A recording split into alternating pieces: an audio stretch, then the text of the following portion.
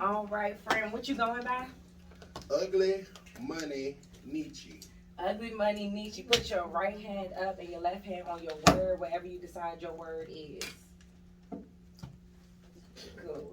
Hold it just like that. Do you solemnly agree that we have your permission to post this across all of our social media platforms? Yup.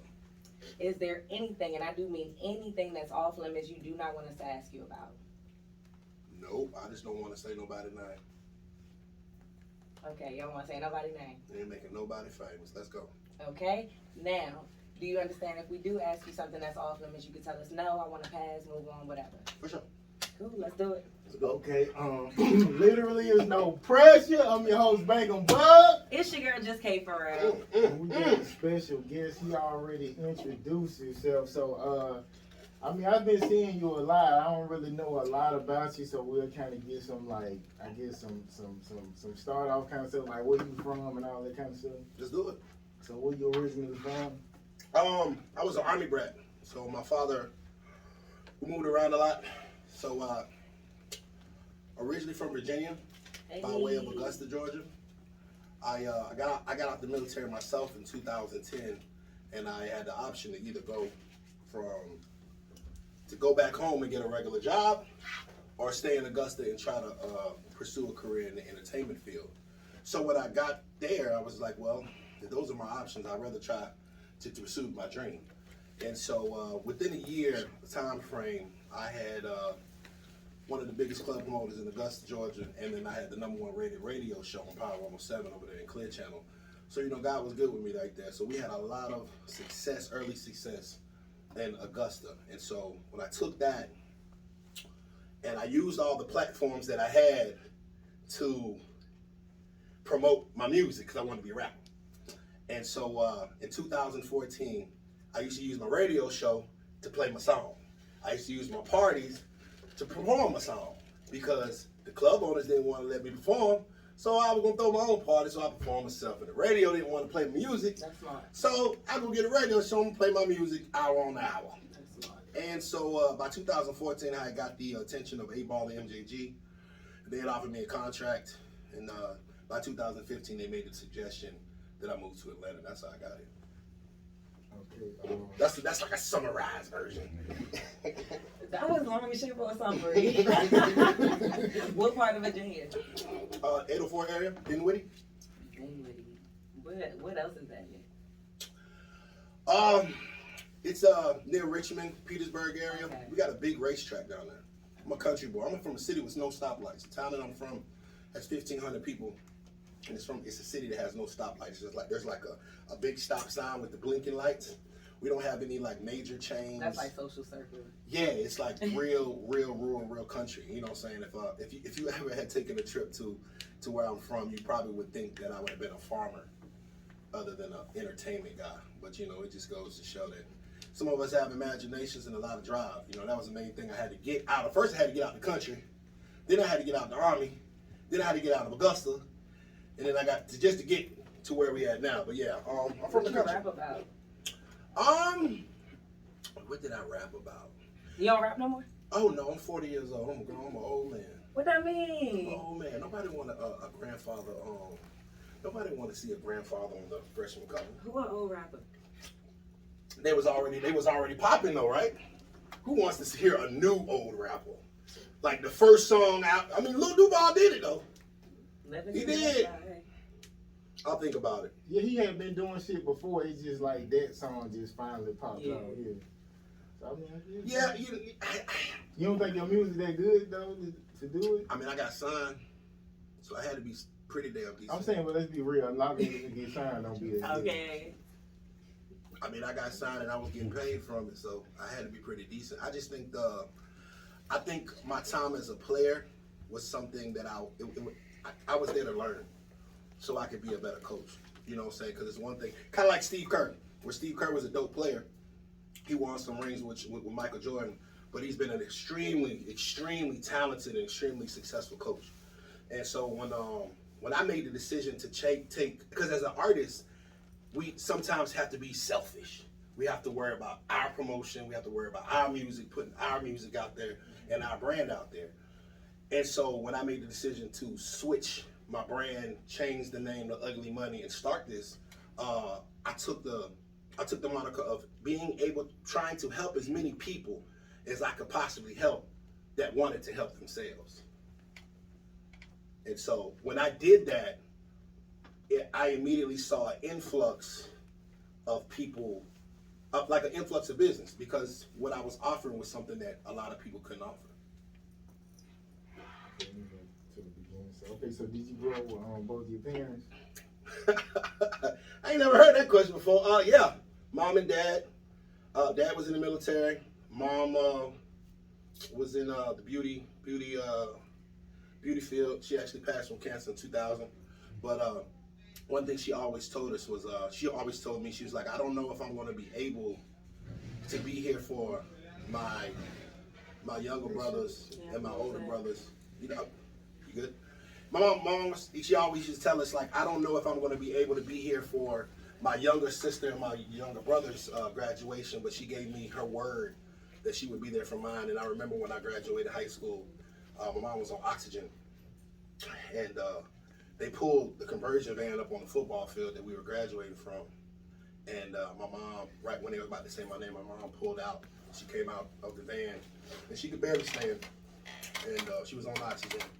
And she just waved the hand, you know what I'm saying? And that was like an amazing moment. You know, I never really talked about that, but hey, that was an amazing moment. The fact that my mom stayed around for that.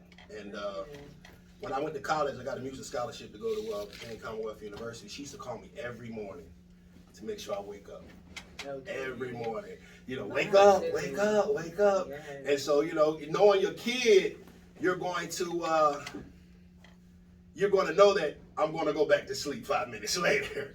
And so she would in turn, you know, call me 10 minutes later to make sure I was up, and she wouldn't stop calling until the water stopped. Them be the best, right? Oh yeah, for sure. Okay, give me some of the best games your mom gave you. She said you could do whatever you want to do.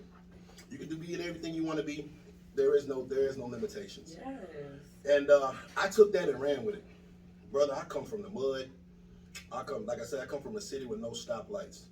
Everything I've built thus far has been from my own accord, for me and my team. And, you know, it may be far-fetched for some people, but if I can do it, they can.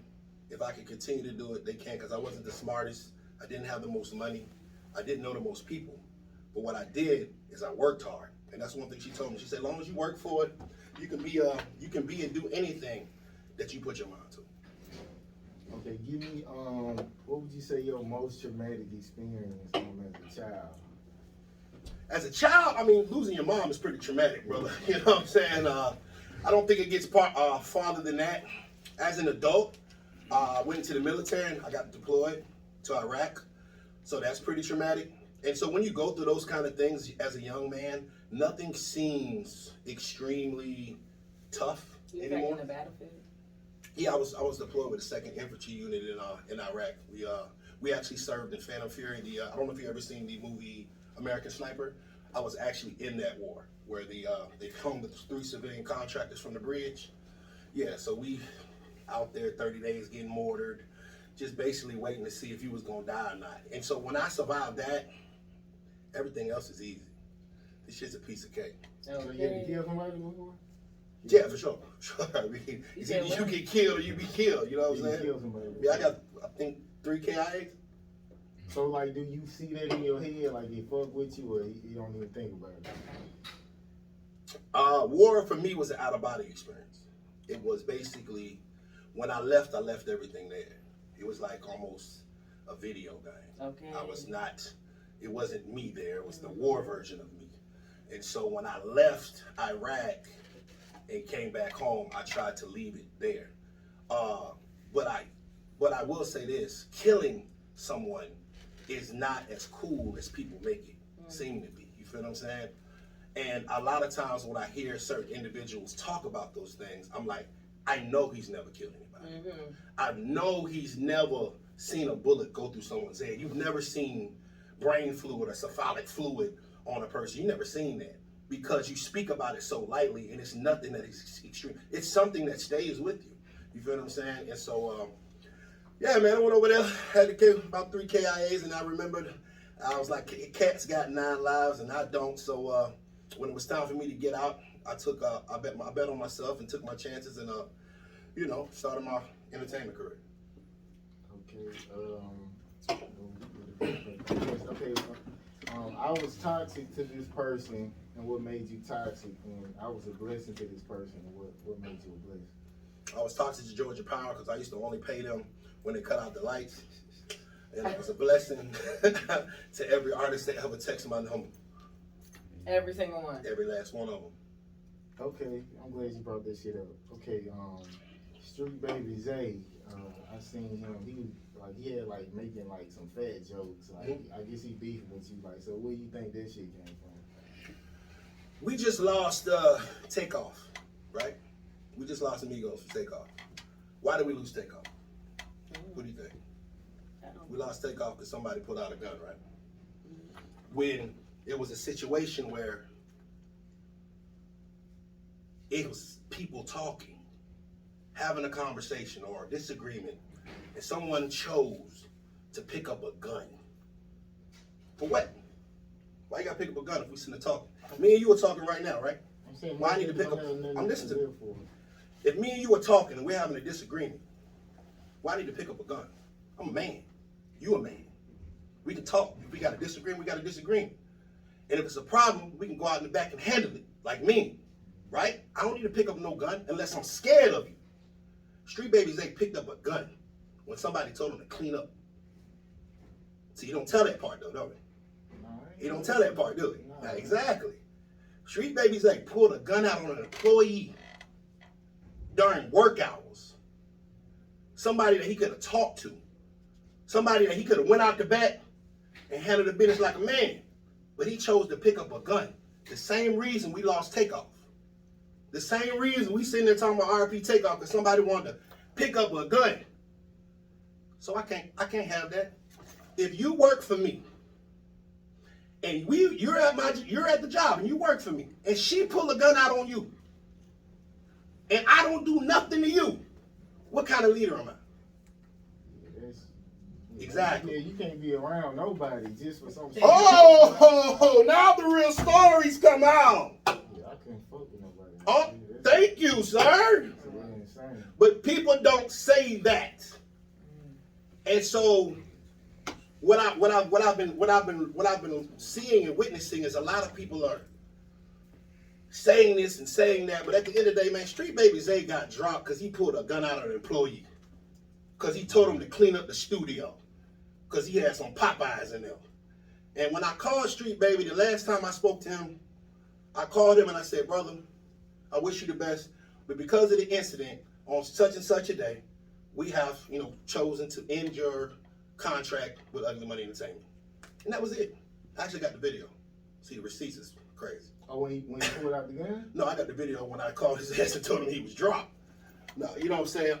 But yeah, it's here nor there. I mean, we can try to make it more than what it is, but at the end of the day, that's what it was. He pulled a gun out on somebody. And I don't think that nobody else would have done the same, would have done differently.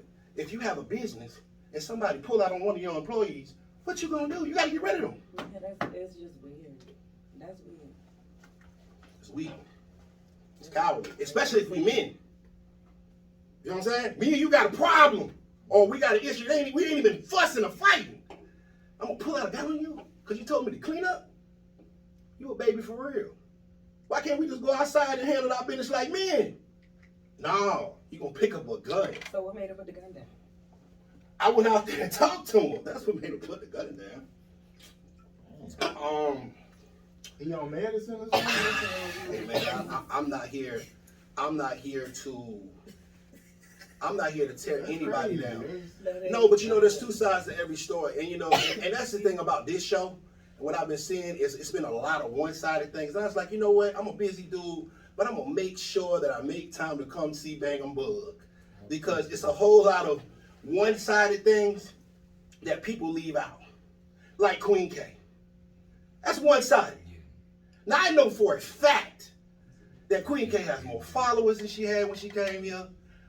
Queen K went on a tour.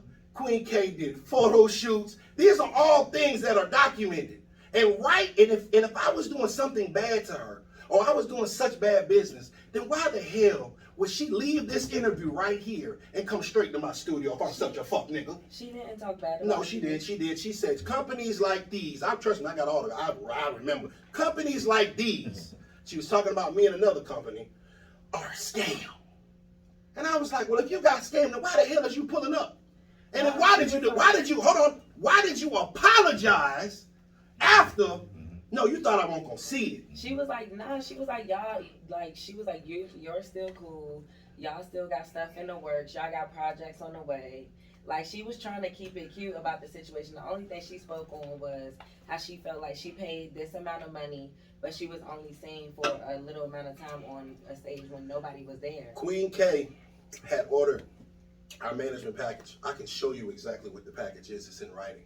Anytime I do anything with artists, it's in writing. The only thing I owe How Queen, much was it? The package was $6,000. Her boyfriend, he wanted the package too, but he dropped out after the first month. So These they are got the a things that $6,000 package, and what they get for it? She went on tour in the Sprinter. We took her on tour Where? to Florida. Where else she go? Florida. Like 36. Yeah, it's a 30 city tour. 36. So she went on tour. The package is right here. 6,000? Yeah. Hold on. We checked it. Like, that's the tour alone. She got way. Let's more. get That's to the that. tour I've been alone over waiting. 6,000. I've been waiting. The tour for by this. itself over 6,000. I've She been got, waiting. and then her dude went on the tour. He ain't pay for He nothing. ain't pay. He went just to go because he worrying about, I guess, somebody 4 cutting his hours shot. of I don't studio. know. Hold on, I got it wrote Yeah, down. like, 4 hours of don't studio do time. I gave her 5. I was there while they were Cut. recording. They received a beat from our Ugly Money producer. They were supposed to meet with China to do a feature, but they couldn't come up with a song. Is that my fault that they can't rap? Oh, it ain't my fault. Okay, moving forward. Behind the scenes content. I tagged that girl over 10 times behind the scenes. Hold on. Let me see. I owe her. They were supposed to do a label day with registration and distribution, and we have a monthly seminar where we actually give artist development services. I did that shit 2 times. They didn't come either day. Is that my fault? So if you are a manager and you book your artist an interview and that nigga don't show up, is that your fault to reschedule it? But those are the things that people don't say. They don't say the other side of the story. I did above and beyond for Queen K, and it was shown on my bread. And I still did above and beyond. She was supposed to have 1 Ugly Money stage performance slot. She got 2. She was supposed to go on tour for 2 weeks. She was performing every damn other night for 3 months. I go above and beyond for anybody that taps into me. I purposely underpromise and overperform. Why Queen K is mad, and I think she's a dope person, I ain't saying nothing personal. She mad she lost. She did not bring it. So is that my fault that you did not bring it? If you looked at her performance and the person that won, you're going to be like, that nigga won.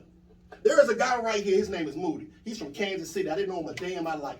He came to my Ugly Money Music Summit. He won that shit. I gave him $10,000 cash, a chain around his neck, and brought him to Atlanta. I don't know him. He won. He was the best artist. But those are the things. Moody, he right there. That's what's up. He right there. Congratulations. I gave $25,000 to D. Jizzle, the same situation. I take strangers off the street, brother, and try to give them a shot. When people don't get what they want, or with Queen K, I would imagine why she was upset, or what she thought was, oh, the fact that I spent this money with Nietzsche, he gonna rig his shit and let me win. Fuck no. That's what I thought. There is no price. There is no price on my integrity. There is no price. You can't pay me to sign you. I gotta want to. You can't pay to win my shit. You gotta win it. That young man came and won. The first time he came, he lost. So that's how you know it's real. He lost the first time. He lost to D. Jizzle. He came back the second time and won it. You can't pay me to win. I don't give a fuck how much money you pay. But see, those are the things that nobody says. Those are the things. See what I'm saying? It's one side of the story. She mad because she lost. And I think she's a talented artist. I have no personal issue with her. I have no personal issue with anybody. But I'm not going to sit here and let people play with a brand that I built out the mud. No loans, no bullshit, no big homies. Really, we should be celebrating this black excellence we got over here. We pulling up in Bentleys and Mercedes Benz and going on tour and shit. We shouldn't be trying to tear that man down. We should be trying to uplift this man, because guess what? I'm bringing people with me.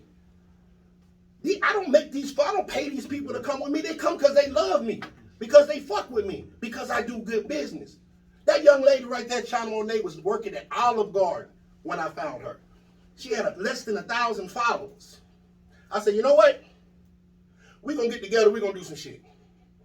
You bet on me, I'm going to bet on you. A year later, how many followers you got, China? 82,000. Okay. It's making you money. She's a sponsor for Bel Air. She's a sponsor for Bel Air. I've been working like 3 years. She has a Benz outside.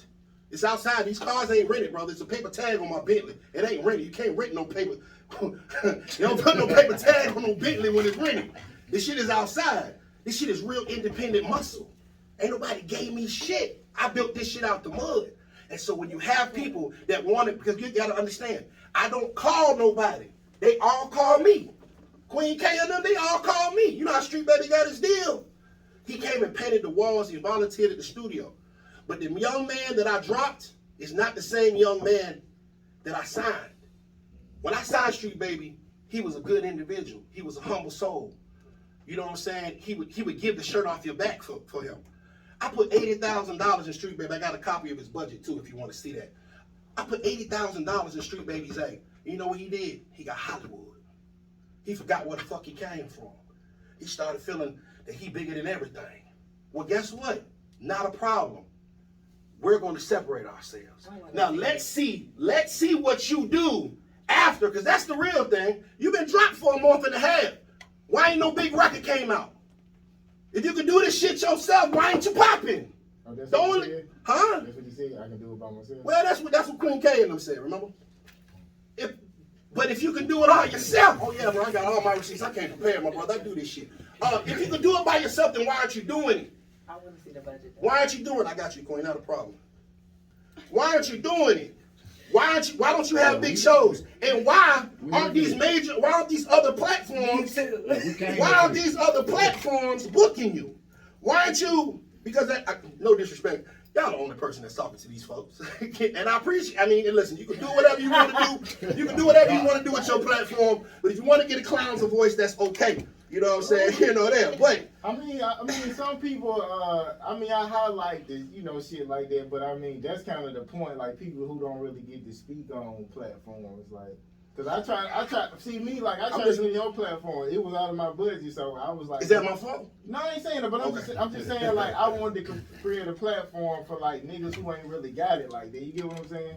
So that was kind of the point of my show. Me too. No, I love niggas that. can't afford And you shit know what's crazy? When I started my platform 3 years ago, Yeah. in the living room of my house, I was asking for $50. Yeah, I was the same way. I was this platform that niggas didn't have it. yeah. But through hard work and due diligence, my platform has risen. My platform has grown. The Ugly Money Podcast has done 20,000 views on just YouTube alone in the past 28 days. I've gotten 65,000 subscribers in the past 2 weeks. That's from 3 years of work, but nobody sees the fact that this man started just like, actually, I didn't even have all this nice shit. I was in my living room. You buy bots? Do I what? Do you buy bots? What is buy bots? Do you purchase views? I don't know what bots is. Well, some people so you signed to like a social media company. Hell no. Oh, okay. You do the good content. Charleston White, my Charleston White interview did over 2 million views by itself. You do the good content and no YouTube, I can teach you some things, brother. We can definitely talk offline. But see, that's the thing. That's who I am. You know what I'm saying? That's exactly who I am. I started with 50 views, just like everybody else. So no. Huh? You don't purchase views. Fuck no. You Views? think that's bad? But I'm saying when you have famous people on, you really don't have. You think it's bad to You don't reinvest have to into your buy channel? If you get paid off of views? Purchasing views that's not gonna bring you real life human interactions is bullshit. I invest. Hold on. To answer your question, Queen, I invest in marketing. And if you know marketing, you know what it is. If you don't, you don't. Point blank, period. McDonald's sells more hamburgers than anybody in the country. Why? Not because they got the best hamburger. It's because their marketing is right. You know what a number one is before you pull up to the drive-thru. Do they have the best hamburger? Hell no. But the fact of the matter is, why are they selling billions and billions of service? Why does McDonald's sell more hamburgers and they're telling you that this is not even a real hamburger? Because of marketing. Convenient. Some people, and the fact that you see them golden arches and you know exactly what's on the menu, it's marketing. You feel what I'm saying? That's all a record deal is anyway, is a loan with a marketing plan. But of course there are people on the outside of things like, hey, I'm doing all, because I was the same person. I'm putting all this dope content, I'm doing all this dope shit. Why ain't nobody paying attention? But then I had to educate myself. I had to invest in myself, take a marketing class so I could understand marketing, so I could understand the game I was playing. And I said, oh, that's why this shit going up. Oh, that's why this song is #1. Oh, that's why this situation has 1 million views, because of marketing. There it is. Okay, how often should like a person make themselves like a priority? How often should a person make their priority when it comes to like family and like, I guess like with you, like how often you be like, what I'm doing is more important than what you got going on? I don't exactly understand that question. I think you're getting somewhere, but I'm trying to figure it out. How often should you make yourself a priority? How often should you put what you need to do for yourself over what you need to do for others? Man, we are grown men and women. Ain't nobody idiot. You know what I'm saying? You grown. You gotta make sure you do what you do for yourself, right? I gotta make sure I do it myself. I don't ask nobody to be my daddy or whatever, you know what I'm saying? At the end of the day, we grown individuals. Grown people should act as grown people. You feel what I'm saying? My job is to help people. When I sign an artist, my job is to be, when I sign China, my job is to be there for her music career. My job is to be there for her professional entertainment career. We talking about relationships, like your personal relationships, friends and family, things like that. I'm not exactly understanding that question. I really don't deal from a personal place. It's all business to me. Nah, this is.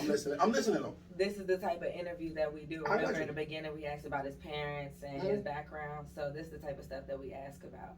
I'm listening. Your trauma, stuff like that. I got you. So now we just back on our questions. We got, we mixing it in. I'm listening. We getting it all in. I'm trying to catch you. In your real life. In my real life. That's about whoever Ugly Money Nietzsche is in your real life every day. How often should you be putting yourself first outside of what mama, cousin, sister, brother, auntie, artist need? Don't understand it. Next question. Put myself first all the time. I've been doing this shit, bro. That's a good answer. I believe the same thing. I always come first. But I feel like when you was younger, it was like you gotta kind of act a certain way. But now it's like I'm grown, baby. Like I gotta take care of me. Nobody gonna take care of me and handle this stuff.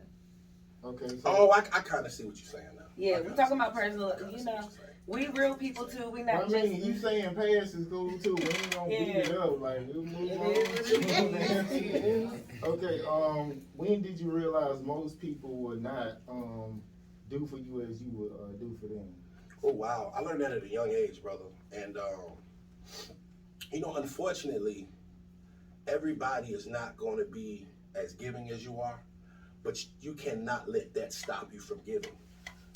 The reason I feel like I'm blessed is because I give so much. I've given away $100,000 in the past year. I've invested over $250,000 of my own money in the past year. I think the reason why my business has been so blessed is because of the fact that I do give. Now, yes, you do run into situations where people do weird things to you. People stab you in the back. People cross you out. But if you let that stop you, well, then you're no better than the people that did those things to you. So, I never let that stop me. I got a giving heart. I got a giving spirit, and I give as much as I possibly can. What's the most help you've given someone? One person. The most help? Mm-hmm. I would have to say my children. I'm a big time dad. You know what I'm saying? I'm an active dad, and I got 4 girls. Ooh. Yeah, God paid it. Ooh. He paid it. You know what I'm saying? So I'm a real active dad. So anything with my kids or whatever, I'm always hands on. If anybody was ever to follow me on Instagram or any social media platforms, you would just see how I'm always with them. We always doing something, whether we shopping, whether we at Chuck E. Cheese, whether we got them, you know what I'm saying? Like out of everybody for sure. Like I'm big on being a dad. They said when you get girl, you must have been like a monster with the hoes. Hey man, you can just swipe left and right for your enjoyment. I can't really see. Go ahead. Okay, so Nah, it was the okay, what kind of game would you give your daughter as far as like when she at the age where she about to start dealing with guys? What's something that you would tell them? I try to be as honest as possible with them. Because the world ain't gonna be nice and cute with them. So I try to let my daughter know the real. You feel what I'm saying? I don't try to shield her because I got a 20-year-old. I don't try to shield her from anything. I try to tell her the real. Hey, these guys want to get in your pants, and if you let them in your pants. You know what I'm saying? And you get pregnant, it's gonna be bad. How old are they? I have a 20-year-old, I have a 13-year-old, I have a 10-year-old, and I have 2 4-year-olds and a 9-year-old. Who? They twins. I got 5 kids. I got 4 girls. They twins. No, but you had a good year. You living life, brother. You living life. 3 months apart. Good year. Okay, so as far as that, like, so you married? No. Okay, so you like single? You just kind of like Single is a tough word. Tell I'm me. unmarried. I like that word. okay. You in a relationship? I'm unmarried. I like that. I can go with that. I can go with that one. You got that many baby mothers? Huh? How many baby mothers you got? I don't like to go backwards in anything I do. Gang shit. That's it. A-hole. See, this interview's going good. Yes, sir, Steve. No, I don't go back. Just keep, okay. Just knock them down. I ain't say that. See, Set 'em up and knock 'em down. There goes that false narrative again. I didn't say all that, man. You don't got to put words in my mouth. I just said I don't go backwards. That's all, you know. I ain't mad at you. I believe a man should have as many kids as he can afford, sir. You feel what I'm saying? If I can afford 5 kids, I really want some more. They cool with each other? Of course. That's fine. It's easy for baby mothers to be cool with each other when you're not trying to fuck them. That's when a lot of guys mess up and they try to fuck their baby mama. And what else? And 2, you taking care of your kids. That money right. So I ain't trying to screw you, and I'm taking care of this kid. What we gotta argue about? Okay. You feel what I'm saying? Alone, Keisha. And if we have an argument, and if we ever have to have an argument, I have no problem with going down to the courthouse and putting myself on child support because you'll be getting a pay cut. Yeah. Because when I stand on it, I stand on it. When I take care of them kids, I take care of them kids. So whatever Uncle Sam would tell you to pay for me to pay you is gonna be a pay cut of what I already gave you. So we don't have no problem. So you ever had like issues with their stepdad and shit? You know how like stepdads will beat up kids that ain't theirs and all that kind of stuff? I pray for them. And I pray for them and my kids. I never had that problem. I never had that issue. Nah, I never You had do gentle parenting? gentle parenting. I do realistic parenting. I don't baby talk my kids. My youngest daughter, she's in private school. My son is at a magnet school as of right now. I just do realistic parenting. I don't baby talk them. I tell them like it is. You know what I'm saying? I try to show them I try to get them prepared for the world. I think that's my job as a dad, is to make sure that they're ready for the world as it's going to come. And so the world is ugly sometimes. So I try not to shield them from that, so it's not a culture shock when they see it. You feel what I'm saying? Prepare them for greatness, for sure. So when you started your label, like, did you have like rough times, and like, if you did, like, what motivated you to like keep going? Well, I think that's the whole point of ugly money. Ugly money is a process of success. That's what it means. Everything between your first dollar and your first million, that's ugly money. It's the ups, the downs, the highs, the lows. It's the lessons and the losses. My career has been full of that. I've had ups, I've had downs. I've been up, down, and had to get back up again. You feel what I'm saying? And so, that's been my whole life, my brother. You know what I'm saying? Getting out the military, making the transition to be a full-time entertainer. I ended up homeless. You know what I'm saying? As a grown-ass man or whatever. Like in 2009, 2010, when I was in Augusta, I was homeless for like a month, sleeping in my van. And I remember talking to God the night before I was about to go back up to Virginia and go back home to Daddy's house. And I said, God, don't let this beat me.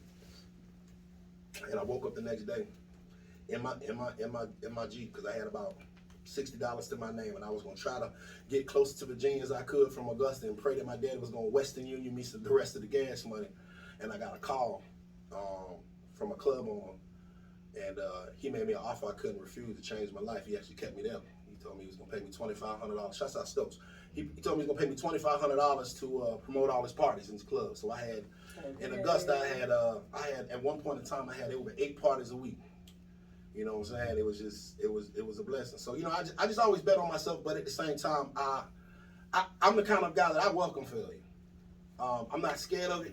No, for real. You know what I'm saying? There's been tons of times where I've tried something and it didn't work out. But you know, people don't really remember that a lot of times. They remember the good shit I did or some of the successful things that I did. Like, oh yeah, he had 3,000 people at the music summit. They remember that. But they don't remember when we threw a show 5 years ago on level 2 on the south side before it shut it down and won't nobody coming. But see, that's once again, they all see your trophies. They don't see the practices. Yeah, I've been in practice for a long time. I'm maybe newer to Atlanta, but I'm not new to the game. I'm a 20-year veteran in this. And so, but then again, people just, it's not like it's not like he came up overnight. It's just that people hear about it overnight. Mm-hmm. No, we've been here working diligently, you know what I'm saying, and gonna continue to. Okay, so what would you say the most disloyal thing like ex done to you An ex. and an artist done to you? Disloyal thing that an ex did to me.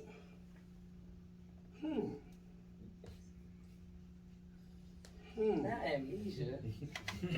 Nah, I wouldn't. I really, Kay, unlike some people, I really try not to dwell on negative things, Okay. and I try not to keep them in my mental Rolodex because I try to live my life I positively. know that's right. Let 'em Amen, go. sister. Let 'em Amen, go. amen, sister.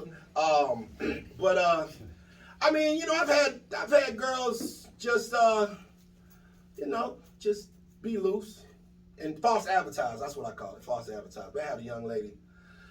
I never forget, she was church-going young lady, you know what I'm saying, had kids, had just got out of divorce, and I had no idea. She seemed like she was an angel, and she was a total hoe, so, They what be I'm the saying? ones. Happens like that. Yeah, for sure. I've had that situation happen. I wish her the best. Girls like that always hit you. They always come back years later and be like, oh, I'm so proud of you. Bitch, shut up. Okay. I don't say nothing to them. I leave them on red. I'm petty like that. I will purposely look at your message, leave it on red so you know that I seen it. They don't focus you on. And yeah, just so you know that I ain't got nothing to say to you. Because you know what? Where I was 5 years ago, I'm not where I'm at now. And you know what? You cannot have my attention on my time now. See, you better than Bug, because he gonna fuck him. Oh, no. We don't go backwards, boy. He gonna Hey, don't if go I get backwards. money like me, I'll be like, fuck them all. Until then, I'm fucking off. Okay, so when the last time, so when you went homeless, did you ever like cry? Like, did you ever break down from that? Cry. I don't know if tears came out my eyes. Maybe I was crying inside. But I take negative situations. Negative situations has always been a fuel for me. I always try to take negative energy and repurpose it.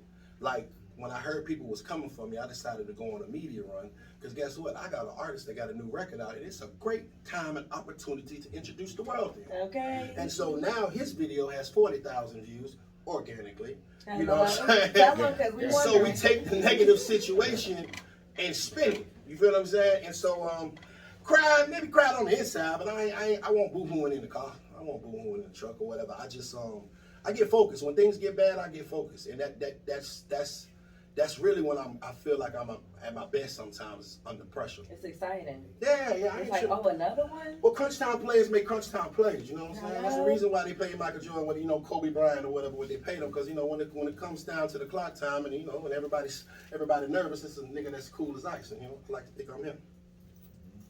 Him. Emity.com, by the way. Stop it. Stop it. Okay, so Monster need to sponsor you. Dude. okay, since you way bigger than the people who keep mentioning your name, do you feel like it's necessary to address it? Like, No, That's a good question. Definitely not. Bosses shouldn't have to address things. But you know why I address things? I address things for my artists. And I gotta be honest, man. I can't be a real man and not speak to say what I feel. Like, I got a problem with how you purposely try to get negative things out of people. I don't like it. But it's your platform. I respect it. And out of all the things that have ever been said on your platform, because it seems like you're like the Charlemagne to my Drake, the time that you said that China Monet and me were involved in some kind of inappropriate thing, I think you owe her an apology. I brought her. Yeah, I remember. I remember. You were interviewing a young lady that said she I don't even know her name. That's how I know how bullshit. I don't even remember her name. Yeah. But she said that she was managing Young LA. I've known Young LA's manager for the past 15 years. His name is V.A. Booker, and it's one of my partners. So I know she was capped. And I was like, well, there you go again, giving clowns a platform. And I just think you owe China Monet an apology, bro. What did I say? You said that, she got to be fucking Nietzsche. And as a man, I can't respect that. Okay, hold up. You have to pull it up so I can see. It's your podcast, it ain't mine. I'm saying I say a lot of shit, but I want to say that she said she was fucking you. No, you said that she must have been fucking Nietzsche. That's what you said. I have to see it. I bet you do. But you don't gotta apologize to it, brother. You know, it's your platform, but you know. I got a problem with that. I just think that you were just purposely just making speculations for no fucking reason. And I'm like, bro, you don't know these people. That's a human being. That's a woman right there. That's true. And you know what? As a female, she has worked for her position. She busted her ass to get to where she is. And for you to discredit her to a point where you saying that, she had to fuck to get to where she got, bro, I think that's just totally disrespectful. I have to see that. I think you're totally disrespectful on that, bro. And you know what I'm saying? Out of everything, the other things was cool. If I said she fucked you or something like that, you said she must gotta be doing something else with Nietzsche. You said that, bro. Point blank, period. You remember that? Yeah. I'm trying. And it's the same girl that said she was managing Young LA, but we all know that Young LA's manager is V.A. Booking. But we gave her the platform. But look, the thing about I got a problem with that because you discrediting this woman's work. All right. That's like me saying, Kay got to be fucking you. That's why she your co-host. I wouldn't do that. Kay dope. So how are we gonna get a situation where we're gonna discredit her work? She dope. She's a female. She dope at what she do. God damn it, give her flowers. Can we give it up for Kay? God damn it, you need to give up for goddamn China Monet. She dope as hell, bro. Everybody in this room need to give it up for everybody. Goddamn right. Y'all doing the damn thing. That's what I'm saying. I got a problem with that, and I couldn't be a man if I ain't come in here. And I'm not trying to check you, my brother, because you know what I'm saying. It's all respect, but I got an issue with that. You discrediting a female. She worked hard for that position. That girl came out of Albany, Georgia. I feel like if you said it was like on some like sarcastic shit, like she must like basically like somebody was insinuating it. And does that make it any less disrespectful? Nah, but that's what now I'm acknowledging that. So we have these discussions. So I appreciate you bringing it up because I would much rather it be this. We can have a conversation. We can have a conversation. You know why? Because I'm not a coward and you not a coward. And then we ain't got to pull out no guns like the rest of these cowards. Because we can have a conversation and we can talk about it. And if it's a problem, we can go outside and handle it like men. Point blank, period. You feel what I'm saying? Well, that's some cowardly shit. But what I'm saying is, hey, bro. It's just me or some shit. It's okay, you know what I'm saying? But at the end of the day, either we gonna handle it like men, and I'm gonna tell you what it is to your face. I'm not gonna hide behind no internet. I'm not gonna hide behind no Instagram. I'm not gonna do all that shit. I'm gonna tell you to your face, I don't like that. That's disrespectful, and you discredited my artist, and you discredited a black queen. That's disrespectful. And brother, it ain't on me. Only person can judge you is God, and we can move forward. Okay, I mean, if I said it, I wouldn't speak on it, but if I don't know... I don't think this episode's gonna drop. I'm gonna drop it, but I pray you don't edit this, bro. Okay. I don't pray you don't edit this, my brother. Go ahead, don't your platform, bro. What's your platform? If I can remember what I said, I speak on it. But I'm just saying, if I don't know what the fuck you talking about, I don't know what the fuck you talking about. So I can't speak on it. So if you would have brought the clip and said, "Oh, here you go," saying, if anybody can find the clip, find the clip. If y'all got it in the group chat, then you know. Now y'all have. We ain't gotta do all that. At the same time, though, you saying you got some recognition of the shit. Like it shouldn't even be all that. If it's a possibility of it being said, you should just apologize. All you have to do is apologize. Boss Lady came on and be a said, man about that shit at the end I'm of the day. a man. I remember what she said. I grew up that was a lie too. I don't know what the fuck you talking talking about. It's like y'all trying to punk me or something. I stand on all what the fuck I'm talking about. Niggas ain't Can finna everybody punk be me. respectful? What you talking about? Like a punk then. Apologize Ain't to no the bullshit. female. Apologize to the female, nigga. Can everybody be respectful? First of all, And if this y'all is me. saying y'all talking This like is that, Birdman shit. A nigga come with 10 niggas and start talking tough. Nigga just spit It's some me, real my ass nigga. shit. I already told you. Let's go. Let's go. Let's go. Let's go. Get this. Let's go. Hey, bring his ass. Bring his ass. Let's go.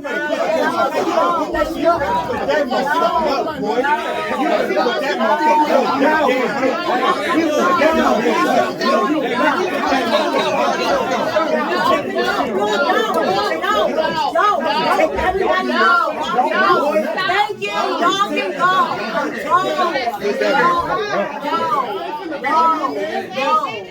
thank you. Go. Bug, calm down. It's like they trying to punk me, bro. But it's they Bro, come outside. no, bro. Come you outside. can Come go. outside. Come outside. I gotta come on. It's 10 niggas. It's 10 niggas. It's 10 niggas. Everybody, please. It's 10 niggas, bro.